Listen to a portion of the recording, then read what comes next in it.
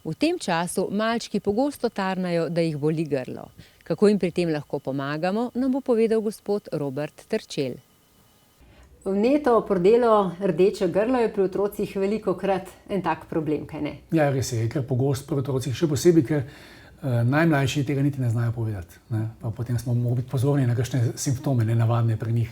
Je pa logično, ker pri otrocih jasno seveda so bolj v intimnem odnosu, je igra, je prenos mikrobov hitrejši, sluznica grla je pa seveda ta vstopna cona, obrambna cona in hitro pride do kontakta z mikrobi. Mikrobi so pa ravno narejeni za to, da se vežejo na te celice sluznice in potem je vnetje hitro tu. Vnetje je namreč že proces zdravljenja. Vnetje pomeni odziv imunskega sistema, pri otrocih je to hitro, imun sistem se še uči in so lahko reakcije zelo hitre, ampak imajo pa to prednost, da ponovadi hitreje prebolevajo kot odrasli. Odrasli ponovadi te stvari, potem imamo še nekaj časa, pri njih je pa že žal po kakšnem dnevu, dveh.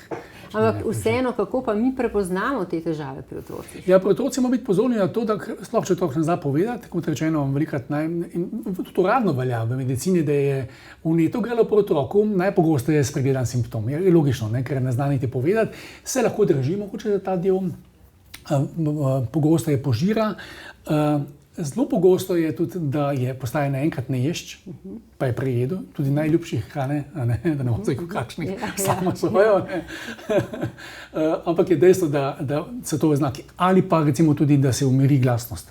Niso tako glasni, ker imajo težave pač z glasom oziroma z vnetim grlom. To so taki simptomi in takrat lahko smo na to pozorni, da vemo, da je lahko težave z grlom.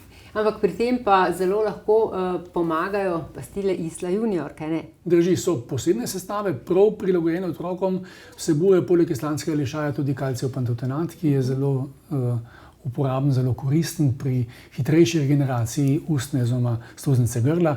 Na drugi strani vsebuje tudi cink in vitamin C, ki sta zdaj sicer res da splošno uporabljena dodatka, včasih preveč, ampak je to nekaj logičnega v tem, ker vemo, da oba sodelujete pri podpori otroku, zato da lažje okreva pri teh težavah.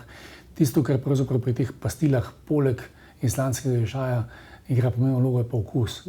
Imajo okus jagode, naravne arome jagode, ki je ustrezno tehnološko tako obdelana, da ne povzroča alergijskih odzivov pri tistih, ki jagod ne smejo. To treba posebej poudarjati, danes smo to bolj pozorni tudi na ta del.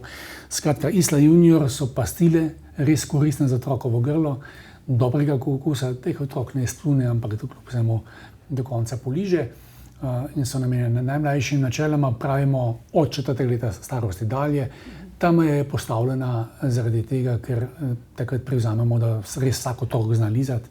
Načeloma, če bi otrok znal lizati že prej, tudi lahko seveda nekako prej, ampak smo, kar se tega tiče, tudi v tem delu omejeni, ampak koristne, dobre in dobrega okusa in naravne. Še kakšen nasvet Alfreda Vogla mogoče?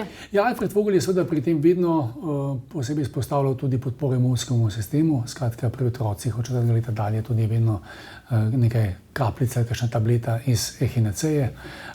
Drugače pa seveda veliko njegovih nasvetov v knjigi Ljudski zdravnik preberemo. Res, da je sicer starejšega datuma, ampak še vedno te nasveti zelo držijo.